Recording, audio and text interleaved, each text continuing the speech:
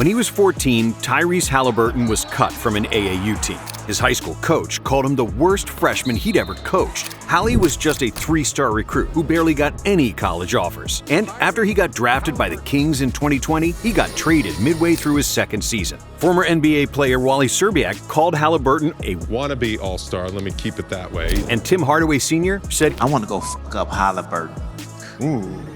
I want to go fuck him up. At the 2024 Olympics, Haliburton was glued to the bench, playing just 26 total minutes, and not even suiting up for 3 games. All his life, Tyrese has been undervalued and underappreciated. And then, the worst insult of all came in 2025, when his fellow NBA players named him the most overrated player in the league, in an anonymous poll by The Athletic.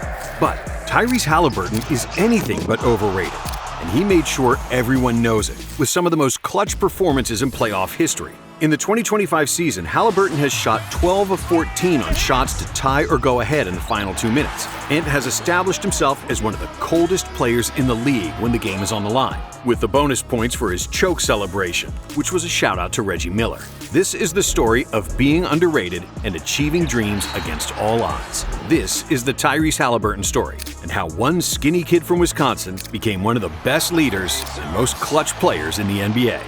Tyrese Haliburton was born on Leap Day, February 29, 2000 in Oshkosh, Wisconsin. His father, John, was a middle school coach for a girls' basketball team, and he couldn't leave for work unless he took Tyrese with him. He was 3 years old and was too young to play, but he wouldn't let me tie my shoes and leave. I couldn't go without him. Tyrese was obsessed with basketball, always playing with his dad and older brothers. Eventually, he got involved in youth leagues and AAU ball, where he played with Tyler Hero for a team coached by Chris Hero, Tyler's dad. But one day, Hero Sr. called up Tyrese's parents and told them that their son wasn't good enough and didn't have a future with the program. They never said that I was cut, but my parents told me that it was essentially like, he can come if he wants to, which, in a way, was even worse. During one of his first practices with a new AAU team, his coaches realized his jumper began well below his waist, a form that stemmed back from when he was a little kid and didn't have the strength to launch the ball with proper technique. His new coach, Brian Jonikin, tried tinkering with his unique shot angle by using his 3-year-old grandson as a defender. Jonikin asked the boy to hold out his hand while Haliburton shot, and Haliburton's release was so low that the preschooler blocked it,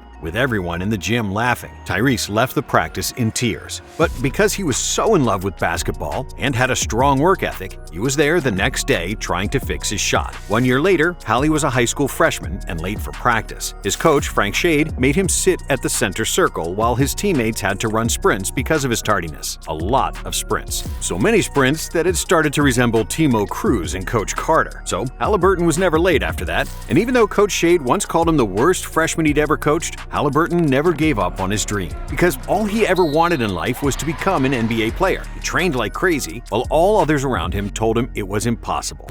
Man, we had a legendary coach in our high school, Coach Shady. He retired going into my senior year, but he was the coach there for like 30, 40 years, and we had kids camp. I went there since I was 6 years old, so doing ball handling drills, then we would play, we do shooting drills. I do that every morning, every summer, from when I was 6 years old to when I was like 16. Fast forward 3 years, and Haliburton was a high school junior, leading Oshkosh North High to an undefeated regular season record. But in the state quarterfinals, per his own admission, Haliburton choked, and their season was over. Oshkosh North falls 76-61. But next year, Tyrese came back with a vengeance. As a senior, he averaged 22.9 points, 6.2 assists, 5.1 rebounds, 3.5 steals, and 1.7 blocks per game, leading Oshkosh North to a 26-1 record and the first state championship in the school's history, with 30 points in the finals, including 18 for 18 from the free throw line. And despite his clutch shooting and a championship, Hallie still wasn't on the national radar. Nobody paid attention to some small-town player from North Wisconsin. But after they saw him play live once, the coaches from Iowa State knew that Haliburton was special. But what was unique about Tyrese wasn't just high basketball IQ, crisp passes, a 6'5" frame, or the long 6'8" wingspan. The first thing that strikes people about Tyrese is his ability to interact with anyone, his charisma. He could shoot, he could pass, but it was so much more than his basketball ability. I watched his mannerisms. I watched his personality. I watched his communication. I even watched the way he interacted with the refs. He was talking with them, but he wasn't pissing them off. He almost had a bond with them. Then he was off talking with his teammates or his coaches. He just had such a presence. The head coach's name is Coach Prom. I have a real good relationship with him. He's produced 3 NBA guards, and he sees a lot of potential in me. And when a guy like that says he sees potential in you, it's an opportunity you can't pass up. As a freshman, Tyrese was like a sponge, always ready to listen and apply what the coaches and older players were saying. And even though the raw numbers didn't jump off the page, as he only averaged 6.8 points, 3.6 assists, and 3.4 rebounds per game, there was just something about Haliburton's aura that shined through. Early on in Tyrese's freshman season, an NBA scout came to one of Iowa's practices. After it was over, the scout called over Coach Prohm and asked him if he knew which player was going to get drafted the highest. The coach said that it was likely going to be Talen Horton-Tucker, who eventually ended up as the 46th pick in the 2019 draft. But to Prohm's surprise, the scout said it would be Haliburton, even though Hallie played a total of 10 college games up to that point. "Man, I've watched him all practice," the scout said. "Haliburton resonates with the older guys. He listens to everything they say. He fits into everything you're doing. He takes coaching. His presence and demeanor are always positive. He always has energy. He'll be your highest draft pick." However, even though he shot the ball well as a freshman, making 52% of his shots and 43% from three, and led the Big 12 in an assist-to-turnover ratio, with some interest from the NBA, Ty knew he needed to get more aggressive, improve his body, and hunt for his own shot. As a sophomore, Hallie improved his averages to 15.2 points, 6.5 assists, 5.9 rebounds, and 2.5 steals, while shooting 50% from the field and 42% from three. However, midway through the year, Tyrese broke his wrist and then attempted to come back when he wasn't fully healed, re-injuring that wrist, which effectively ended his season. At that point, Haliburton was projected as a lottery pick. He knew he was going to get drafted and become a millionaire. You're likely to be one of the top point guards taken in this draft. That means depending on how the lottery balls land, if they ever land, there has been a lot of chatter about you going to the New York Knicks. And while most players would simply leave college at that point and focus on workouts to improve their draft stock, Haliburton stayed at Iowa, cheering for his team, attending every practice and every game. But despite being a great teammate with high efficiency and great size for a point guard, Tyrese was once again overlooked in the 2020 NBA draft. Haliburton, there's a guy who's ready to play right now, right? He's not 22 years old or something, he's 20. Take the dude you know is going to be really good and really good right away. I think that's Haliburton.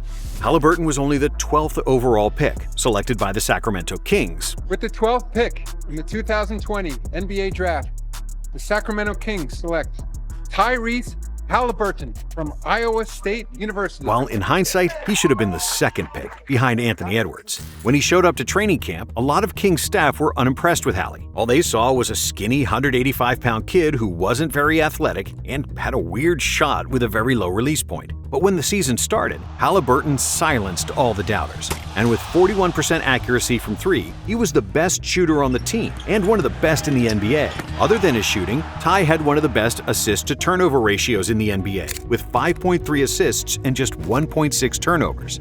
And even though he played with another ball-dominant guard in De'Aaron Fox, who was undoubtedly the best player on the Kings, Haliburton made good things happen when he was on the court. His feel for the game, great decision-making, pushing the pace, and timely shots made the Kings better when he played, which is not common for a rookie. Tyrese averaged 13 points, 3 rebounds, 5.3 assists, and 1.3 steals, finishing third in the Rookie of the Year voting behind LaMelo Ball and Anthony Edwards. As a sophomore, Haliburton improved those averages to 14.3 points and a team-high 7.4 assists. But before a January game against Philadelphia, Hallie met with Drew Hanlen, the famous NBA development coach, whose clients include Joel Embiid, Jason Tatum, Bradley Beal, Zach LaVine, and others. Hanlen wasn't exactly looking for new clients. So when he met with Haliburton, he started pressing him with gut-punching questions to see if this kid was really worth his time. How many times are you going to be an all-star? How many times will you make All-NBA first team? And while the coach could see the fire behind Haliburton's eyes and the desire to be the best he could be, one thing bothered him. The biggest thing is that you're not going to be able to do any of this stuff if you keep attempting 11 shots per game. You were number 14 in high school, so that's the number. If you want to work with me this summer, you have to shoot 14 field goal attempts tomorrow night against the Sixers. Otherwise, I'm not working with you. The next night, on January 29th, Haliburton went out and scored a career-high 38 points on 11 for 19 shooting. Not only had he accepted Hanlen's challenge, but he had dominated. Haliburton. And the two have worked together ever since and talked after every game. But despite the all-around improvement from Haliburton, the Kings weren't in a good place, with a 20-35 record outside of a playoff spot. So how old were you the last time the Kings went to the playoffs? Gosh, I had to be about 8 years old. I mean, that's generous, about 7, 8 years old. The Kings needed to get bigger. And since they already had a franchise point guard in Fox, it was logical to deal Haliburton, their most prized trade chip. The Pacers and the Kings, they made a trade, and Indiana sent Domantas Sabonis, Jeremy Lamb, and Justin Holiday to Sacramento for Tyrese Haliburton, Buddy Hield, and Tristan Thompson. At the time, it seemed like a win-win trade for both teams. But it was really Indiana who won the deal. The Pacers clearly won this trade. The Pacers clearly won this trade. To me, he's the guy that makes the right play every time. He gives you playmaking, he gives you shot making, he moves the ball, and he defends. And by the way, he loves basketball. It took just 2 practices for Haliburton to completely change the way the Pacers played basketball. Outlet passes fired off faster, threes went up earlier, and the ball flew around the court, and players started cutting harder because they knew their new point guard was going to see them and get them the ball. Other than on-court cohesiveness, Haliburton's energy was infectious wherever he played, and he was a seamless leader. The guys wanted to follow him and play hard for him because he brought good vibes and was selfless on and off the court. We gotta make it! Hey!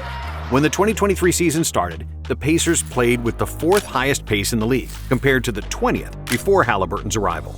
But for Tyrese, it was just the way he had always played. His father John had raised him on a steady diet of Magic Johnson highlights, teaching his son about the power of the pass and the connection that the team had when everybody touched the basketball. He was taught that the game is an open floor, and he learned to read it with the help of a PlayStation. Honestly, a lot of my hoop knowledge and knowing how to play comes from video games. When you're playing 2K and you're on that camera angle where you can see everything ahead of you, that's how I think sometimes. While some players come to a new franchise and try to fit into their culture, Haliburton himself was the culture changer. We had a very business-like group before. There wasn't a lot of personality. They came in, they worked, but there wasn't a lot of spark. But when Hallie joined the team, everybody started coming to practices with a smile because they knew their point guard wanted to see them succeed.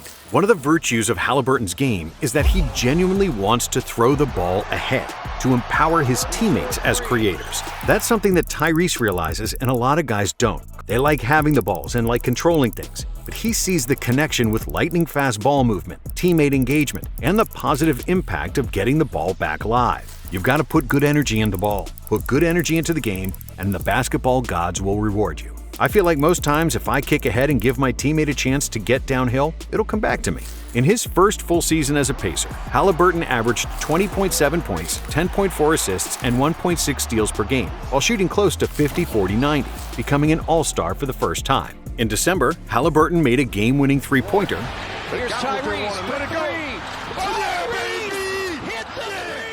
And finished with a then-career-high 43 points on a Pacers franchise record 10 three-pointers in a win against Miami. On March 5th, Haliburton made his second game-winning three-pointer of the season in a 125-122 win against the Bulls, finishing with 29 points and 11 assists. The next day, against the 76ers, Hallie posted his 30th double-double of the season with 39 points and 16 assists, becoming the first player in Pacers franchise history to record 30-plus points and 15-plus assists in a single game. However, despite his great play, the Pacers struggled mightily without him, with a 7-19 record sans Haliburton in the lineup.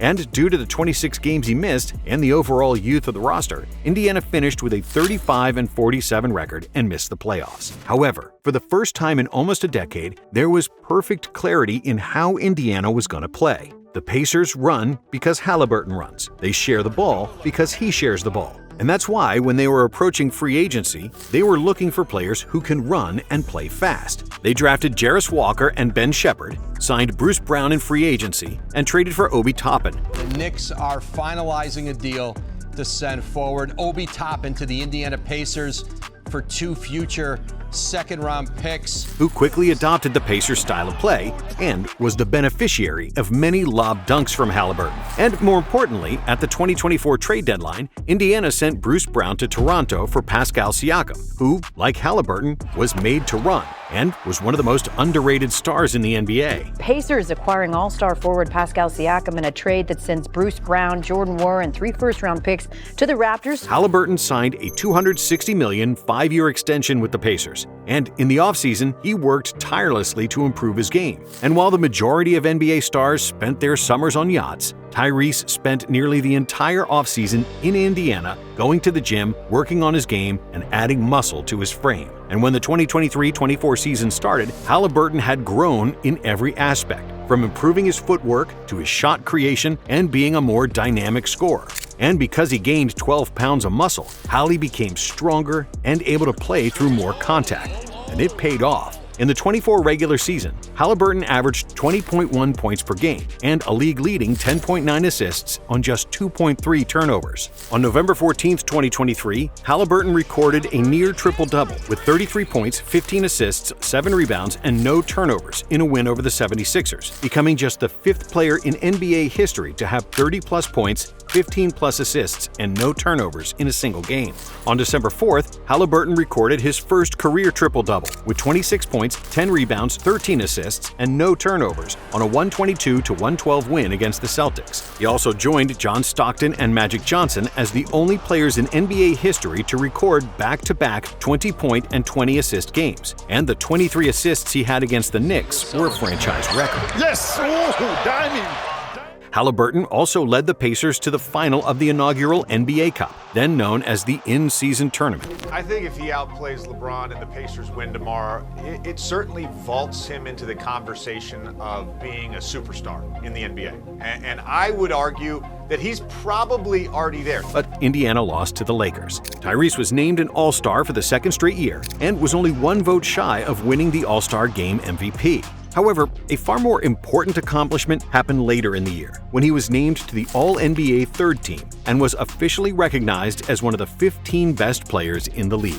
The Pacers played with the second fastest pace in the NBA, and they led the league in points scored, field goals made, field goal percentage, and assists. Their 121 offensive rating was the second best in NBA history, and led by Haliburton, the Pacers became one of the most fun teams to watch in the league. But other than fun, there was also substance. They won 47 games and made the playoffs for the first time in 4 years. It's been an incredible experience for many Pacers fans to see their team back in the playoffs again. And in the first round against the Bucks, Haliburton notched his first playoff triple-double in Game 3. Hali scored 18 points with 10 rebounds and 16 assists, and made a game winner in the Pacers' 121-118 overtime win. 6 seconds to go. Crosses over on Beverly. Float game for the win! And one! Tyrese! The Pacers won the series in 6 games, which was their first playoff series win in 10 years. But they weren't done yet. Despite falling 2-0 in the second round series against the Knicks, in Game 3, Haliburton dropped 35 points to lead the Pacers to victory, and the series would go to Game 7, where Tyrese showed up wearing a hoodie with the infamous Reggie Miller choke sign from the Knicks-Pacers series in 1994. But trash-talking only works if you can back it up, and Tyrese did exactly that. He scored a team-high 26 points on 10 for 17 shooting, including 6 threes, to lead Indiana to victory as they shot the highest field goal percentage in NBA playoff history. Come on! Yes! Yes! Unfortunately, in the second game of the conference finals against the Celtics, Haliburton injured his hamstring and was ruled out for the series, which ended with the Pacers getting swept. But Haliburton got healthy for the summer, where he was selected to represent Team USA at the 2024 Paris Olympics. How you doing? You good? Good. I'm here on behalf of USA Basketball. I wanted to formally elect you to the team this summer. Oh, wow. When the Team USA roster gathered in early July for its first meeting, Coach Steve Kerr looked around the conference room and said he saw 12 future Hall of Famers. And even though he barely played at the Olympics, appearing in just 3 games for a total of 26 minutes, Haliburton's spirit was the same as it always was: fun, upbeat, and ready to cheer on his teammates. However, despite winning gold at the Olympics and coming off an All-NBA season, Haliburton struggled at the start of the 2025 season. Hali averaged 15.3 points while shooting just 37% from the field and 28% from three-point territory through his first 15 appearances. And the Pacers opened the season with a 10-15 record in the first 2 months. And it took them until January 6th to finally get over 500. Indiana was still terrorizing teams in transition, but they encountered problems in the half-court when the opponents adjusted to the pace and played switch-heavy defense. Teams started going under screens for Haliburton, denying his teammates, and daring the pass-first point guard to beat them as a scorer. And even though Haliburton was always an efficient shooter, you could sense a reluctance in his pull-up jumpers, since being a first option wasn't his natural instinct. I got too caught up in outside noise and allowing myself to think such negative thoughts about myself internally. It was the first time in my life that I had real self-doubt behind everything I was doing. I feel like my personal struggles were leading to the team's struggles. A lot of our games early that we were right there to win, I just wasn't playing my best basketball. And I think that was taking away from us winning games. However, right around Christmas, things started to turn around. The Pacers had a 40-17 record from December until the last game of the season, and Haliburton's aggression and efficiency improved drastically. For the season, he averaged 18.6 points and 9.2 assists, the third best mark in the league, with a 58% effective field goal percentage, which, for example, was higher than Steph Curry's EFG in 2025. Tyrese committed just 1.6 turnovers per game, and he led the NBA in assist-to-turnover ratio, with 5.6 assists per every turnover. And even though he wasn't named to the All-Star team after a poor start to the season, Haliburton received another All-NBA third-team selection. But then, the playoffs started. So, y'all, good morning. Happy playoffs. And Haliburton went on a clutch shooting run that we have never seen before. In the first round against the Bucks, Indy jumped to a 3-1 series lead. And in Game 5, Haliburton recorded 26 points, 5 rebounds, 9 assists, 3 steals, and 3 blocks, including the game-tying layup that sent the game to overtime. But in OT, it seemed like the Bucks had the game wrapped up, holding a 7-point lead with 35 seconds to go. And then Nembhard hit a 3, the Bucks turned the ball over twice, and Haliburton made 2 clutch layups to win the game and the series. And in the second round against the #1 seeded Cavaliers, the Pacers continued to defy the odds and pull out miracle victories. After the Pacers won Game 2, it looked like the Cavaliers would tie the series, as they had a 14-point lead after 3 quarters. Massive shot for the Pacers. And led by 7 with only 1 minute left to play. But then it was Haliburton time. The Pacers point guard scored 6 points in the final minute, including a crazy 3-pointer for the win. Tyrese Haliburton. The Cavs never recovered after that loss, and Indiana won the series in 5 games to advance to their second consecutive conference finals. Congratulations. Keep believing. You guys are 8 wins away from an NBA championship. However, despite having several crazy comebacks in the playoffs, the craziest was yet to come. In Game 1 of the conference finals against the Knicks in Madison Square Garden, New York had a 14-point lead with 2:51 left to play. The Knicks' win probability at that moment was 100%, and those odds were calculated with the fact that we have never seen an opponent rally back from that kind of deficit in the NBA playoffs before. With 40 seconds left on the clock, Karl Anthony Towns made a layup that extended New York's lead to 8, giving the Knicks a win probability of 99.9%. But then, Aaron Nesmith continued to torch the Knicks, finishing with 20 points in the fourth quarter on 6 for 7 shooting from 3. Nesmith, it's a 3.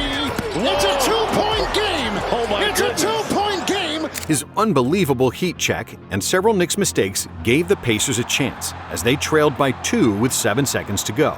Haliburton once again took the ball into his hands, and what happened next was crazy. He'll backpedal a 3 for the win, and goal! He got it! Despite throwing the choke sign too soon and the game going to overtime, Haliburton's and the Pacers' confidence never wavered. With 35 seconds to go and the Knicks up by 1, Hallie threw a perfect pass to Nembhard to give Indiana a 1-point lead. After another New York turnover, Obi Toppin's dunk pushed Indiana's lead to 3, and they eventually won 138-135. Haliburton finished the game with a team-high 31 points, 11 assists, and just 2 turnovers. The Pacers were plus 15 in his 43 minutes, thriving on Haliburton's ability to control the game's rhythm, push the pace, and make correct decisions to punish the Knicks' switching defense. Indiana won Game 2 in New York as well, behind 39 points from Pascal Siakam, and the Knicks responded in Game 3, winning 106-100 in Indianapolis. I just always feel like the Knicks still have a chance, and they're 6-1 on the road. I have to keep going back to that. Like, they're 6 on the road. They know how to win on the road. Yes, it may be ugly, and yes, they may have to go down 21st to wake up, but they have a great chance of winning the series. But then, in Game 4, Haliburton had one of the greatest ever performances from an NBA point guard. Tyrese scored 32 points with 12 rebounds, 15 assists, 5 3-pointers, 4 steals, and 0 turnovers in a 130-121 win, which increased the series lead to 3-1. You can't play point guard under the circumstances with what's at stake better than Tyrese Haliburton played that position tonight. He became the first player in playoff history to achieve 30-plus points, 10-plus rebounds, and 15-plus assists with 0 turnovers. But this isn't surprising anymore. Game 4 was a masterclass, with Haliburton's 11th career game with 15 assists and 0 turnovers, trailing only John Stockton and Chris Paul, who have more such games. And despite New York extending the series with a Game 5 win, in Game 6, the Pacers finished the job, making their first trip to the finals since Reggie Miller did it in 2000. In the conference finals, Haliburton averaged 21 points, 10.5 assists, and 2.5 steals, one vote shy of winning the ECF MVP.